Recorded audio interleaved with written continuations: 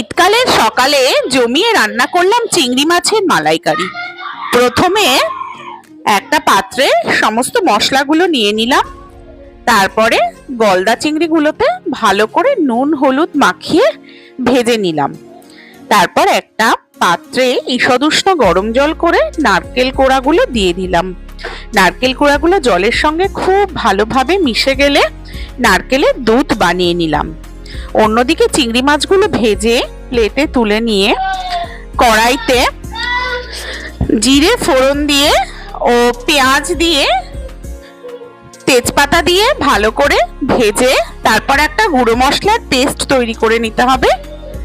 ধনে গুঁড়ো, জিরে গুঁড়ো, লঙ্কা গুঁড়ো আর হলুদ দিয়ে তারপর পেস্টটা দিয়ে খানিকক্ষণ নেড়ে নারকেলের দুধটা দিলেই তৈরি চিংড়ি মাছের মালাইকারি। বুবু তো খেয়ে বলল, আহ দারুণ।